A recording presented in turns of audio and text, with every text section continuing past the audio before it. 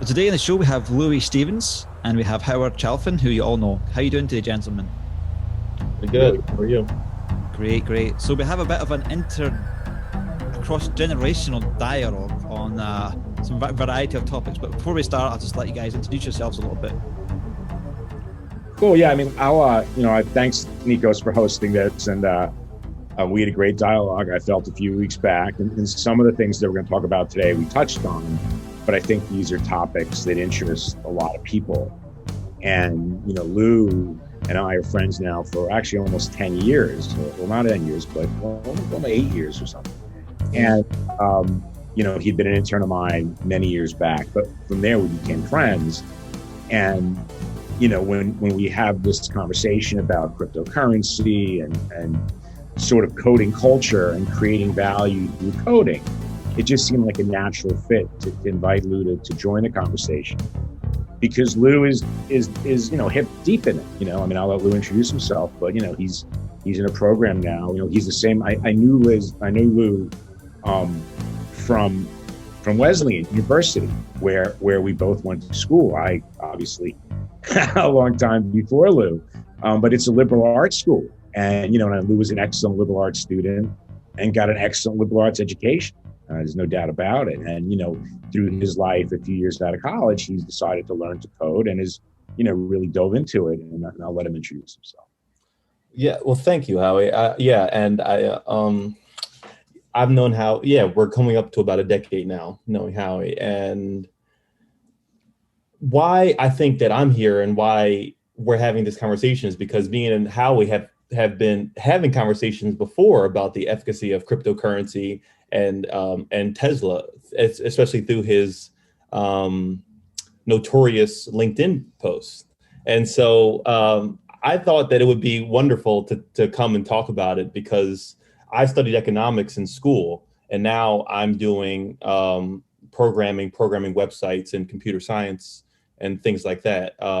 And so I have an interesting view of like the cryptocurrency space. I mean, I'm 26 now, so I've been investing since I've known Howie, and so I'm big into the cryptocurrency space, and I'm also a fan of Tesla and clean energy and things like that. So I thought it'd be an interesting conversation to see where Howie disagrees on those things, but we'll see, or maybe where we agree. So I agree. I agree with that approach. I think that there'll be things that we agree on, excuse me, and there'll be things that we disagree on. And I think the fact that we're friends is helpful, because if we were two strangers who didn't know each other's minds a little, then discourse becomes a little. I mean, it's not impossible, but it's just more strained by politeness that may or may not really exist. And at the same time, there's no friendship, there's no reservoir to really draw on. It's just strangers. So Lou and I have that reservoir, and a lot of the things that he wanted to explore, and I think that's what we'll do now. I mean, in terms of Tesla, and if you read my LinkedIn stuff, I don't need to waste a lot of time. And Lou, obviously, you can speak your piece on it as well. When we first spoke, the stock has come in about 25%. I followed this stock. I mean, I've been involved with. I've known Elon Musk through, say, one degree of separation, through many people, including the great LinkedIn god Jigar Shah, for a decade. So, almost actually since 2009. So he's been on my radar for a long time. And when we went to, and I talked about this in the last podcast, when we went to Silicon Valley and Sand Hill Road and met the VCs, who really have a lot of control over the technology that you see in everyday life. I mean, the idea that technology comes from all over the place is somewhat true, but it all sort of funnels through Silicon Valley and Sand Hill Road, which is the money center, which is where the money comes from to fund these startup companies that become public companies. And Tesla is the greatest of these companies. I mean, no company has ever succeeded. I mean, look, it went from a startup to it was the second largest company in the world, for a few weeks. Elon was the richest man for a few weeks, maybe about the second largest company, I think. But it was almost at $1 trillion. So it was moving in on $1 trillion. And for a company whose cash flow is weak, whose sales are weak, whose competition is coming in, and it's going to fucking rock Elon. Elon, I'll get in the ring with you any day, brother. And so will Bill Ford. And you'll learn a lesson, young man, because you believe in fantasy bullshit. And not you, Lou. I love you. You believe in reality. Lou played football. Lou knows reality. Reality is getting tackled. And the reality is pain and suffering. My shoulder's reality. My shoulder's reality. Yeah, when you were banging your shoulder yesterday, you didn't think you were in like a holographic universe. No. Like, whoa, man. You're like, oh, fuck. That's what you're doing, man. Louis, how was the longest you were ever dislocated your shoulder for? Like before you had it fixed? That's an interesting question. I had surgery for my shoulder, right? After college, because it kept popping out when I was playing football. I played running back. And by the way, I'm interrupting you. The best running back, Lou had of the last century, Lou was like probably on the all-century team at running back as one of the two running backs. And that is a deal because Wesley, I don't know. But it's a long story program. Go on. But I destroyed my shoulder through the process. And so I had surgery the summer after I graduated, and I'm rehabbing everything like that. I go to Jamaica with my family. And actually, this is someone did slip me a brownie, I think something like that. I don't, it's Jamaica. I don't know what happened. But next thing I know, we're at this place called Rick's Cafe. You went for the jump. I've done that. It's a place where you jump in the water. And so I'm looking at it and I'm looking down because it's my turn. There's not really people who are like, oh, this is how you do it. And so like, I see somebody jump from like 50 feet above me and like do like 3 somersaults. So I'm like, okay, I can definitely do this. I think he was a professional. I could definitely do this. They are. They're professional drivers. I was like, so I jump in, and I'm a little scared of going too deep. So I have my arms out like this. Yeah, no. When I hit the water, my shoulder pops out. Oh. It is like near my neck. It pops out, and I scurry to the end of the water, and like I get out, and it was out. It was about 45-minute crazy Jamaican taxi ride to the nearest hospital. Oh, when you're in the car, man, it's horrible. Oh, when you're in the car, you're moving around. It's like. Well, I mean, and what I learned from it's hard to see that. What I learned from when shoulders pop out is that like, if you don't have peace in your physical body, and oh yeah, look at that, yeah. One of them's correct. The one that doesn't look sensible. That's the one that. Yeah, it was weird, man. I felt like I had a little hollow hole here. Yeah, exactly. No, and what I was saying, bicep, man. When something like that is out of place, everything else in your life ceases to matter. Oh, tell me, man. I don't know. It's like there's no holographic universe. There's nothing else that matters other than getting your shoulder back into where. Amen. I gotta tell you my last shoulder story because it's a fantastic story. And I was skiing about a dozen years ago. I went for 3 weeks to British Columbia, and I was driving from Calgary to Vancouver. And along the way, I stopped at a mountain in the Bugaboos, whose name right now is absolutely escaping me. But it's Raven. It was the first year it was open, but it was the first resort that was supposed to be a combination of on-piste with lifts, snowcat skiing to go above, and chopper skiing if you had the money to go to the next valley and get the real powder. And I met these 2 guys who one of whom had been a ski bum at Jackson Hole, and the other was his business partner, and they were partners in a company called Triple Canopy. Triple Canopy is one of the most interesting companies in the world, and you never hear about it. But Triple Canopy, you hear about the SEALs version of Triple Canopy, which was, what was that called? Black, where they had all the controversy, the famous security company from the SEALs. But Delta Force, these 2 guys were Delta Force guys, and they had been Rangers, and their company was Triple Canopy. So I was skiing with these wild men, and we were skiing, it was late March, right around this time of year, actually, and we were hucking stumps in a cliff area. So when you huck stumps, it means you're jumping from tree root to tree root that's covered by snow. And the snow is getting a little weak because it's the springtime. So it's kind of, touch and go. And I slipped. And if you fall, you're going to get fucked up. I mean, you're not going to die necessarily, but good chance you're going to break something or wind up in a hospital. It's a bad situation. It's not a place you really can fall. When you ski, there are places that you just can't fall and you just don't. So I was starting to slip and fall, and there was like a little sapling, and I grabbed it, and I had already thrown the shoulder out a million times over. I was already 40, and I had thrown this out since I was like 17, many, many, many times, and it always popped back in because I was kind of the double joint. You have that kind of loose tendon that sort of slips back into place, but it did not slip in really well, and I had to ski like with one arm all the way down. And these guys went the same trail for another run. I was like, that's okay, man. I'll just take the easy way down. But no, I'm going to get my shoulder operated on in the fall. So I'm ready to get mine fixed. And because I only have like 60, this is as high as I can move my shoulder, right? The shoulder, I have full mobility. Well, I was on monkey bars, and I was doing like 1, 2 easy, and I did about 10 meters. And I thought, I'm doing all right. I'll do 2 at once. I did 1, 2. Then I went for the second one. And then I was at this sort of calisthenics ground. There's a lot of kids in it. I'm just walking about like this, rolling about on the ground, It was so embarrassing, man.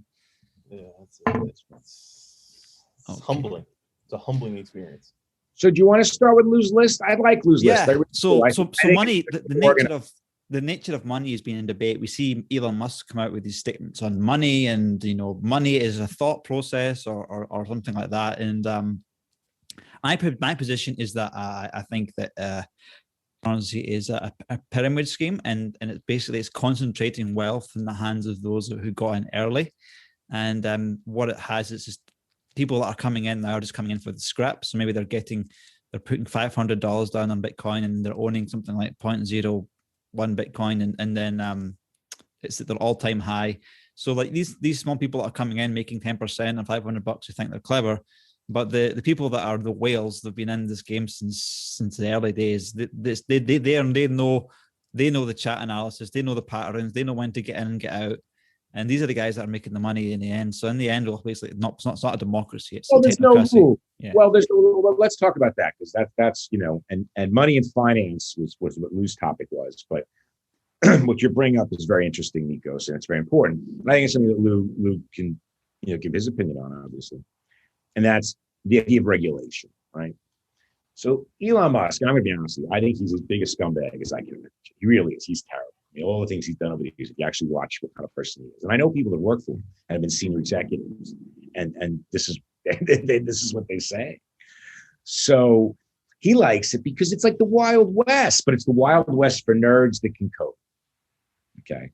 So there's no real rules that you can no one really knows what's going on, and no one cares, baby. Let it all hang out. So what you can do is because I traded securities for 15 years. Okay. I know. And I traded every day. I traded billions and billions of dollars a day, some days. Okay. So I'm talking, this is over 15 years. So I traded trillions and trillions of dollars of every type of security, European securities, Asian securities, stocks, bonds, currencies, options, whatever it is, I trade. And when I was coming up in the business, and this is what made Rudy Giuliani famous, was there was a lot of regulation on Wall Street, and you couldn't run like daisy chain scams. Like why did Michael Milken, okay, and this is an important name that I don't know if either of you know, he's still alive, and he's known as like a cancer charity man, but he made his fortune basically running a daisy chain that really funded the 80s in America. Like, if you want to know, like, how did Reagan revolutionize the American economy in the 80s, Michael Milken and the way junk bond finance did it. He built Las Vegas. If the first guy that built Las Vegas was Bugsy Siegel, the second guy that built Las Vegas was Michael Milken and Steve Wynn, because Steve Wynn had grandiose visions that wanted to remake this Vegas from like a seedy, secondhand sort of Atlantic City into something that was magical, more like the Magic Kingdom. And he did that with these junk bonds. And what he did was, and that's all beautiful and legal and fabulous. That's capitalism, hooray. But what he did, and this is what Elon and his boys like to do too, is they run a game where they say, okay, I'm going to basically guarantee my inner circle that they won't lose money and that I can distribute this. So they're going to come in early and give me enough capital to own the deal. So boom, they come in, they own the deal. But remember, it's not a fair transaction because I've guaranteed them against losses, which is illegal. You can't do that. It's supposed to be an arm's length transaction, which means they can make or lose money based on whatever the risk factors of that transaction is. In this case, it was a junk bond, and you investing in businesses that didn't exist. You were investing to build giant casinos. You were investing to build pharmaceutical companies that had patents. So this is all good, and you can see just like Elon has done good. I mean, the fact that he built the first commercial EV company and the cars work pretty well is great. I mean, that adds no value to the company. I mean, it's cool that he did it. I'm not saying that I don't give him credit. I mean, of course. But you can't value a company because you give someone credit for something. That's absurd. You value a company based on cash flow, not just today, but what you think is going to happen in the future. So with Bitcoin, what you've got is this sort of technocracy that sort of always has believed in sort of this libertarian, I'm going to do whatever I want to make money. I want to live in a feudal system, which is really what Elon wants, is him to be so rich and he part of a class of people that's like an overlord. And that everyone else was sort of like, there's a movie about that. What was that movie? Was that a couple of years ago where all the rich people live in cities above the earth, and on the earth, all the workers come. Oh yeah, Elysium, yeah. Elysium. I mean, that really is, that's sort of his vision. And it's not my vision, man. And it's not a vision that would work. It's a vision that would bring war and strife. And, the world today is so close to war and strife in so many ways, and it's terrifying. I mean, as someone who has a son who's 16 years old, that, Lou's bringing, God bless Lou's bringing a baby into the world, and we need that because, we need to have young people, but the world has to work, I mean, you can't have a world that's the Wild West where people are cheating and want to create a system where no one's going to pay taxes, and then they're going to cut off the government's ability to print money. Something like a Batman movie, like the Joker. Oh, the Joker. He's going to do that because it really is evil. Because what the government's printing money for now is to give people stimulus because people are poor and hurting. So if we had libertarians in charge that had their cryptocurrency, maybe they give charity, maybe they wouldn't. But I don't really want to live in a world where most people are dependent on the charity and noblesse oblige of, these rich people who are basically scumbags, and I want to let Lou talk, but I'll make one more comment. I've known a number of clever billionaires in finance over the years, and I knew a lot of them intimately when they were starting up. Jamie Dimon at JP Morgan ran my training program at Smith Barney. So I saw him like literally every day for like a year. And after that, I still saw him regularly for years, and we knew each other's names. But you could see his character, his personality. He's a bossy, hierarchical guy. That's what he's all about. He's all about the nitty gritty details and being a bossy, hierarchical person. I knew Ken Griffin from Citadel, who's in the news a lot. He was just testifying before Congress. I used to set him up on double dates when he came to New York. And I set him up with a girlfriend once, and we used to go out all the time. And the people that worked for him, and I say this to my friend Lou, these were young guys like your age. And I was supposed to be his friend. I was young too. I was like maybe 29. And the only time they would trade with me was when I was off my market, which means I was wrong. Like they'd call me in a bond. So it's not like a stock, right? So in a stock, I hit up a stock. Although bonds are like this now too, I think. You hit up a stock and you say, hey, the stock's 100 to 100.5. So if someone says, hey, Howie, how would you make a market on 50,000 shares of stock? You look at the floor, you see what the book looks like, and you go a little below the bid, you go maybe a little above the offering. If you're aggressive one way or the other, maybe you go through the bid. You pay up from the bid because you're a real buyer, because Fidelity is behind you and they want 1 million shares. So you're the first 50,000 of a 1 million share order. And all this stuff is washed, just like a casino is. And then when you go to Bitcoin, there's no eyes and ears. There's no laws. If Elon says, hey, I'm seeing in my, system that there's not a lot of Bitcoin around and that we can drive this price up to 60,000 and bring in like short covering, and the guys at home will start buying because it's going to 100 and you got to play. They can do that, and it's legal. There's nothing to stop them. They can do whatever they want. And the reason we have government is because people can't be left their own.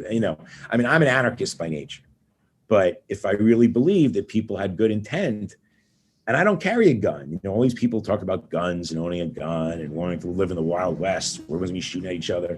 No fucking thank you, dude. I want things to go better for me or not worse. Lou, you're up, buddy.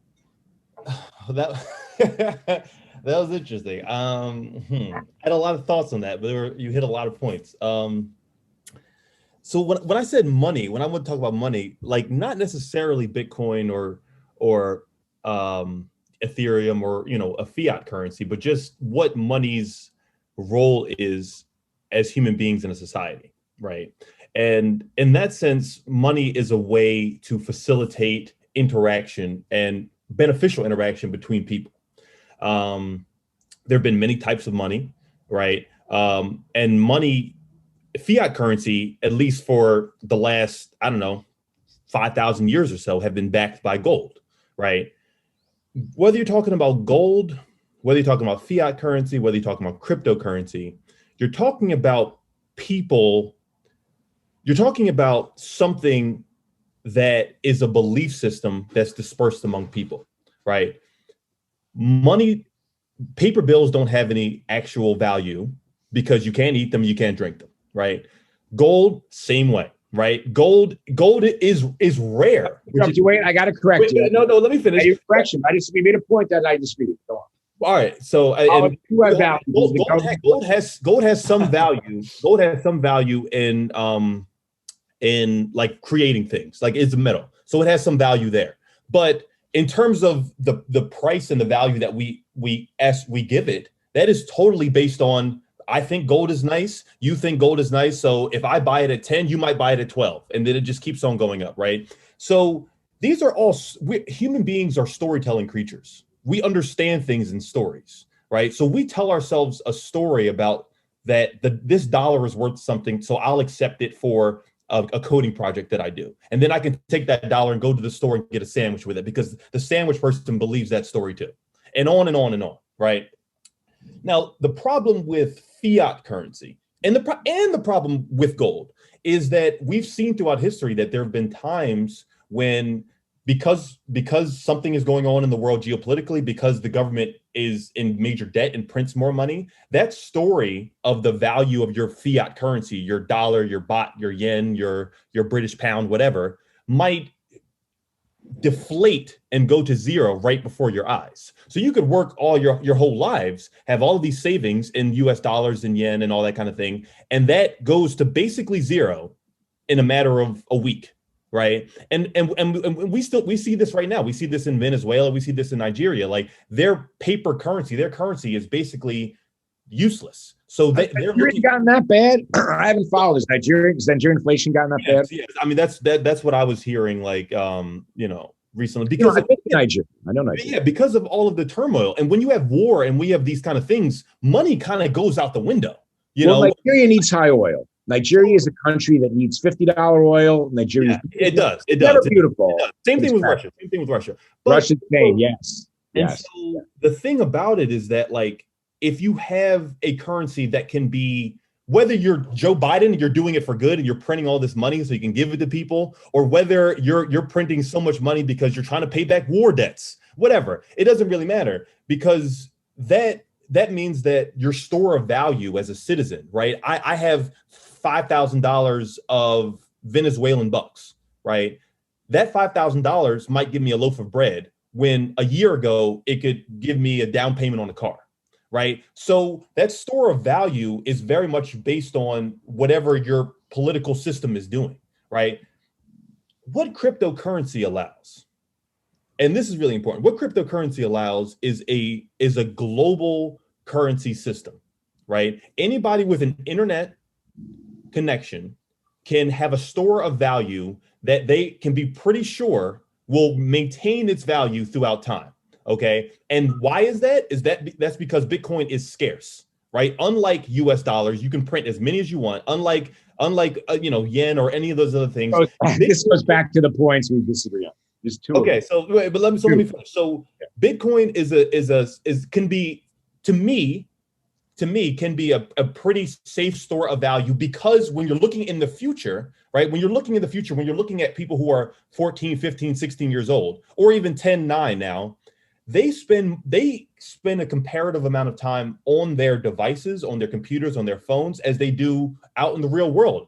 I do the same thing, and I do the same thing too, especially now. So they might send 10 times more Venmos than they ever do give someone some cash, right? So when we look into the future, I love Venmo. I agree on Venmo. I know Venmo, Cash App. So when we look into the future, okay, right, does it make sense now to own some gold or something like that as a store of value that we know is going to be there, or would a digital currency where people spend more of their time? If you think about something like, I love the idea of like an in-store app, right? If you're playing a game on your phone and they ask you, hey, want to level up for $2? If you've already you've been playing it for the last month and you want to be better at it, why not do that, right? So you could have digital currencies for all different types of websites, for all different types of artists, that like you can trade directly from my crypto wallet to your crypto wallet, and you don't need to have a USD, you don't need to have a TD Bank, a Bank of America, anything mediating that. And I know like now I'm going off, but I think the most important thing is that it's a global store of value that's available to all human beings. So whether we might not need it in the US and in Britain, right? We might feel comfortable with the dollar and the pound. But if you're in Venezuela, you might feel very differently about that. And so you might want to have a place to store your value, maybe, so, and then you can trade it for USD, at a later time. That it gives people flexibility, I think. Nikos, do you want to make a comment? Do you want to? Yeah, I see where Louis is at, to be honest. Everything he's saying is correct, but the thing is, we don't have an equal starting point. If everybody in the world was given one Bitcoin, yeah, okay, let's do this, right? But we don't have that situation.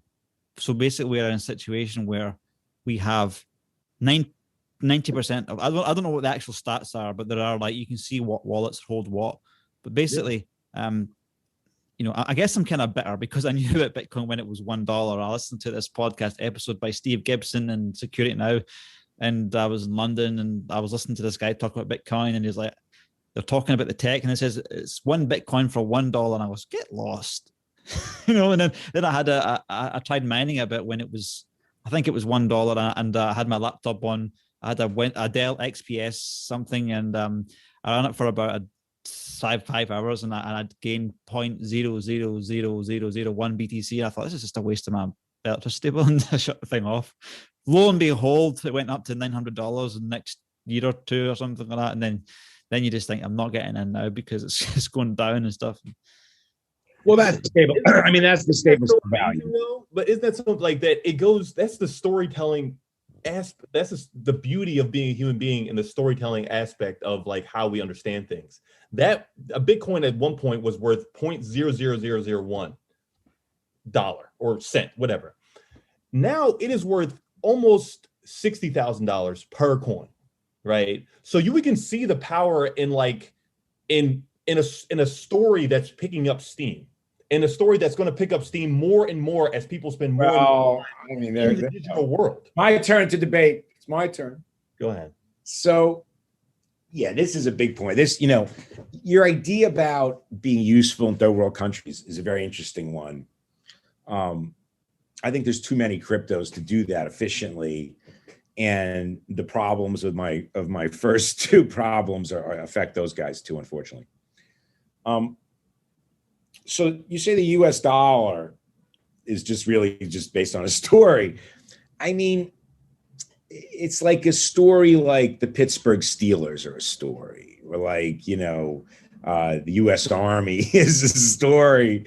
I mean, there's stories, absolutely, but there's stories that, can pop your shoulder out, that have So People died over Bitcoin has Elon. Elon is Bitcoin. Oh, he's the general. Dude, don't be confused. Elon is the man behind the scenes. He is going crazy. Elon just to the moon. Bullshit. Not for himself. He just bought it big size for Tesla. Remember, he doesn't have to disclose. Elon to me, Elon has nothing to do with Bitcoin, to be honest with you. We don't know when he bought Bitcoin though. We don't know when he bought it and pumped it up, you know. So.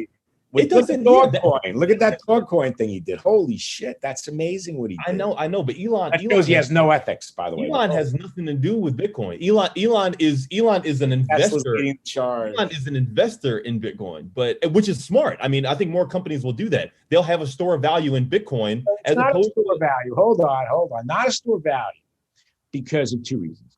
So we collect taxes in dollars, and we also can tax in dollars. Yeah. And if you think they're going to let Bitcoin, if you think the U.S. government, okay, which is the New World Order, okay, if you want to look at the New World Order, first of all, the New World Order isn't just, first of all, we like play games in this country, and the media is like a cheerleader for them. And it was all scripted by CIA. I mean, this is just a fact. I mean, anyone that understands like Tavistock and this whole sort of everything's supposed to be like a fake dialectic. There's always two sides to every story, you know, I mean, and it's bullshit because there's just one side. If you spend 10 times as much money as the number 2 spender on military, and of the 10 largest spenders, 7 of them are your allies who will fight, who train with you, who fight with you, you know. So like we pretend like China could be tough because they could sink some Navy ships.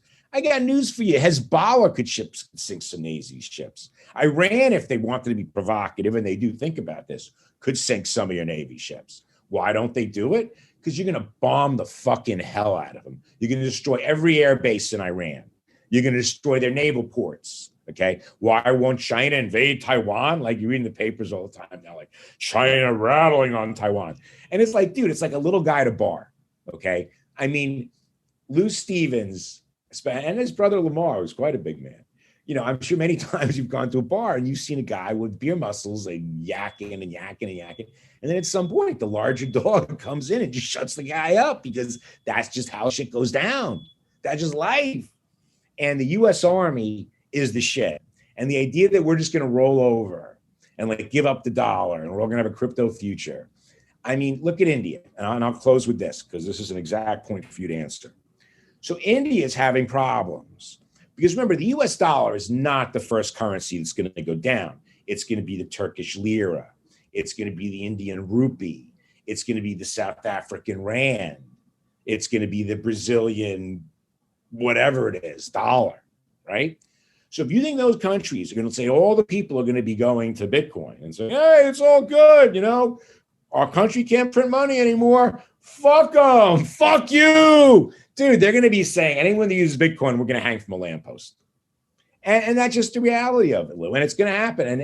And one way or the other, it'll happen. It'll either happen with gentle pressure. I mean, I agree with you to a certain extent. Like,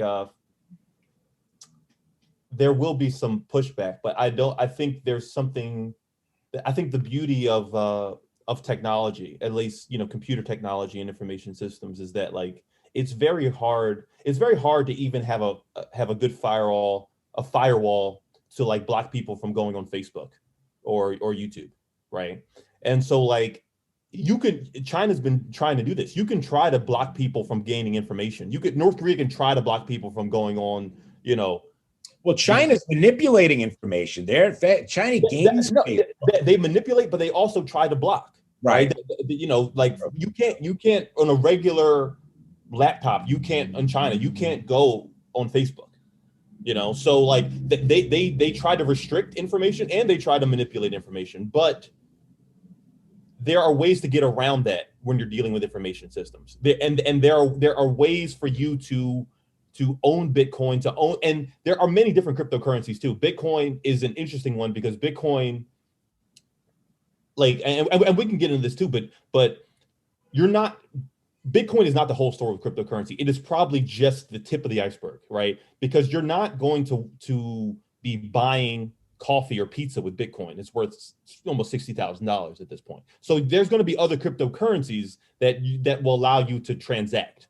Well, dollars were like that, right? So they used to make $1 because it weighed an ounce in gold, right? So that was the whole idea with golden currencies, like you talk about, right? Mm-hmm. So the fact that Bitcoin's 60,000, they got Bitcoin wallet now, where you can transact in little tiny pieces. Yeah, I know, but Bitcoin really isn't made for that. I think Bitcoin will be Venmo. You go Bitcoin to Venmo. I mean, I think Bitcoin will be more like I can put up my Bitcoin as collateral to buy my house. I think that's what more it'll be like. You know, I like to meet that banker. Yeah, I think it'll be like that. I think Bitcoin will be like that. You know, I mean, we'll see. I mean, no, look, I'll tell you, if I could predict the future, I'd still be trading securities. You know, I mean, I don't like it anymore, and I wouldn't now. But when I quit trading securities, one of the reasons was because program trading had distorted a lot of the old trading patterns through their own devices to make money. And what they would do is they would manipulate stocks, which technically isn't legal, but because they weren't human operators, they were able to sort of get away with it. It was a weird thing, but they were. But the problem that you get is you turn markets into meaningless things where everything's a story, and that's not what a market's for. Market is just like when you go, I mean, a market's for figuring out what the cash flow as a business is going to be because you want to live on dividends. I mean, we have too low interest rates. You've lived a life of stupid interest rates, and you see money as having no real value except to speculate with. And that's not because you're stupid. That's because that's what you see. That's what I'm looking around. That's what anyone sees when they look around. I mean, I'm a little older than you. Hold on, I've been around. I remember when it wasn't so. Yeah, but how about right now? Right, but this is an unintended, but it's easy to understand why, Lou. The reason this is happening is this is an unintended consequence of the U.S. government and the Fed doing two things simultaneously. One, just pumping the financial system full of liquidity like a goose's liver, just throwing money at it. And the problem with that, that's not like by mistake. Well, they're doing it to keep the world going, Lou. I mean, the world was on the brink of, I mean, the U.S. government keeps the world going. I mean, the idea that if you took the U.S. government out, like Europe and Asia and Russia, the whole thing would collapse. And I'm not saying they couldn't. That, in other words, it's because we're so great. It's just because we've made ourselves the nation that you can't live without. You know, we provide too many different goods and services that everyone uses, one of which is coming here. You know, I mean, people love to buy houses here. I mean, you know, Americans like to buy houses on the Riviera, but Frenchmen like to buy apartments in New York. And in the end, and Chinese, that's where the Chinese and Russians, historically, if you want to know where Donald Trump got rich, and I know where he got rich because I lived in one of his earlier buildings when it was new in the 90s. He got rich selling to Chinese and Russian investors, a lot of whom had dirty money. You know, does that mean he was a criminal? I mean, that's everyone in real estate in New York took their money. You know, I mean, I'm not saying pointing the fingers. They like Donald Trump because they like the marble, because Donald Trump was famous for making glitzy, showy buildings. And they liked and he had feng shui. He would hire a feng shui specialist for all his buildings so the Chinese buyers would like it. So, you know, when you look at the world today, you want to imagine a world that could exist without the U.S. government printing dollars and controlling it. It's not without it. No, I think I think they'll work together. I think they'll have to. I think the U.S. government will be forced to work together with it. I don't think it'll be able to stop it, to be honest. And I think I like what Nico said before about that, like the problems of the world before cryptocurrency will just be inherited to the cryptocurrency world. So you'll still have. Oh, you'll have less levers. No, you're going to lose levers. No, you have major levers right now. We have levers. That's why the U.S. is saving the world. Yeah, I know. No, but levers.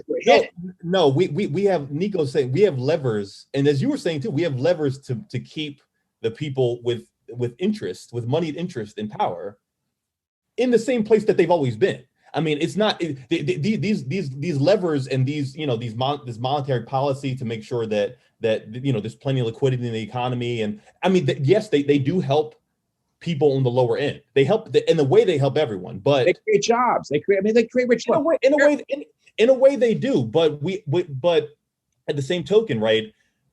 When I live in Philadelphia here, okay, and so like most of the jobs that I see are driving around for Amazon, driving for Uber, driving for DoorDash, right? So these are jobs, and these are jobs that a lot of people do, but they're not satisfying. They're crap. Not satisfying. They're surf jobs. You live paycheck to paycheck. Those are surf jobs. Right. Let's be honest. Those are jobs that it's nice to have as a backup, but if that's your career, if that's where you're if that's your plan, I find that right. Not great. And I wouldn't want the U.S. government. That's why you got to change the game. And the U.S. government is very happy saying, okay, we have 3% unemployment, but everyone works at Amazon, putting stuff in a bag to bring to people because they don't want to leave their house. And they don't feel like going to get their salary. So and we feel very comfortable saying that's a job, and that's not, our economy is just spinning its wheels. It's saying that it's patting ourselves on the back for all these service jobs that we have that only kind of help to wipe each other's ass and make sure, I'm with you, Lou. I'm with you. What you have to do, I agree with you. I agree with you on that. We both agree on that. Nikos, do you want to comment on that, Nikos? I mean, if everybody started off with one Bitcoin, eventually people's nature, some people would spend it all immediately, and the people that were business minded would start gathering it, and you'd end up with the same situation. This sort of, it would sort of behave like money if everything sort of started off at the same level. But the moment we have this interesting dynamic where Bitcoin has, it's sort of speculated against the US dollar, so Bitcoin was never really something like gold where it had an actual, this amount of gold can buy this amount of rice. So for me, this Bitcoin, it's just completely speculative, and I don't think it'll ever be fair. It'll be basically people will concentrate it, and they'll be there. They'll have the power. That's only. But isn't that the same thing that's going on right now with the dollar or any other currency? I mean, well, the dollar's backed by the U.S. governments, but we collect taxes. You have to pay taxes. You come into the country, you pay tariffs. I mean, we collect things in dollars. You want to do business in U.S. dollars, you don't say, "Yeah, I got a Bitcoin wallet." Government says, no, we get paid in dollars. Go get dollars. So you're saying, okay, fine, Howie, I can go to a store. I mean, I go to Bitcoin and go to change it into dollars because there'll be a Bitcoin banker and a Bitcoin cash machine. And that may happen. I mean, but we're running out of time for this segment if we do a second. But I want to address something that Lou and I really agree with, Nikos, and it's very important, and it's an important point, and to emphasize. We obviously disagree on Bitcoin.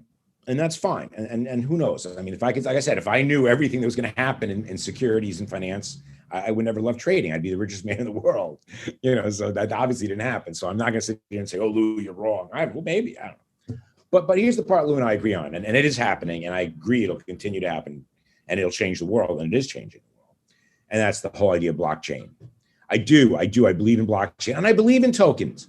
This whole token stuff, I get it, man. I think it's cool. I'm for it. I'm not against coding, okay? Because I think if we do a second show, what I'd like to focus on, because I think we've done enough on Bitcoin and blockchain, we can talk about in a second show, Lou, and you could talk about it more because, you really become an expert on it, or at least knowledgeable, perhaps is a better way of saying it.